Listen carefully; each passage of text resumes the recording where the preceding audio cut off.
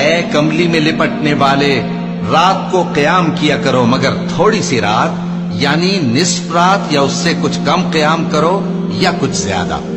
اور قرآن کو اچھی طرح ٹھہر ٹھہر کر پڑھا کرو۔ ہم ان قریب تم پر ایک بھاری فرمان نازل کریں گے، کچھ شک نہیں کہ رات کا اٹھنا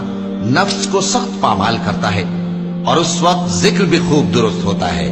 دن کے وقت تو تمہیں اور بہت سے شغل ہوتے ہیں، تو اپنے پروردگار کے نام کا ذکر کرو اور ہر طرف سے بے تعلق ہو کر اسی کی طرف متوجہ ہو جاؤ۔ وہی مشرق اور مغرب کا مالک ہے، اس کے سوا کوئی معبود نہیں، تو اسی کو اپنا کارساز بناؤ۔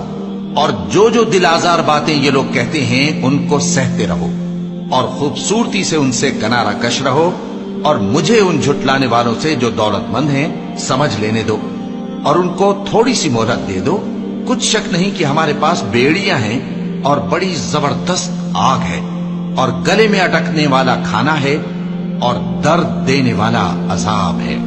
جس دن زمین اور پہاڑ کانپنے لگیں اور پہاڑ ایسے بھربھرے ہو جائیں گے جیسے ریت کے ٹیلے، اے اہل مکہ، جس طرح ہم نے فرعون کے پاس موسیٰ کو پیغمبر بنا کر بھیجا تھا، اسی طرح تمہارے پاس بھی محمد صلی اللہ علیہ وآلہ وسلم ایک رسول بھیجی ہیں جو تمہارے مقابلے میں گواہ ہوں گے۔ سو فرعون نے ہمارے پیغمبر کا کہا نہ مانا تو ہم نے اس کو بڑے دردناک انداز سے پکڑ لیا۔ اگر تم بھی ان پیغمبر کو نہ مانو گے تو اس دن سے کس طرح بچو گے جو بچوں کو بوڑھا کر دے گا، جس سے آسمان پھٹ جائے گا۔ یہ اس کا وعدہ پورا ہو کر رہے گا۔ یہ قرآن تو نصیحت ہے، سو جو چاہے اپنے پروردگار تک پہنچنے کا راستہ اختیار کر لے۔ تمہارا پروردگار خوب جانتا ہے کہ تم اور تمہارے ساتھ کے لوگ کبھی 2/3 رات کے قریب اور کبھی آدھی رات اور کبھی تہائی رات قیام کیا کرتے ہو، اور اللہ رات اور دن کا اندازہ رکھتا ہے۔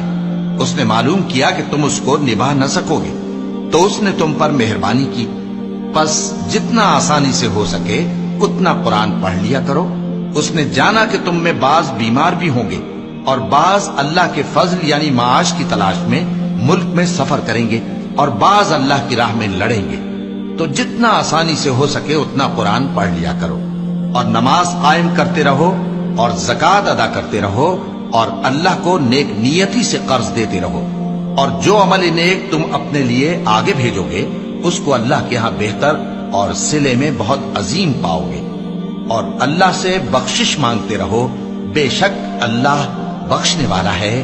مہربان ہے۔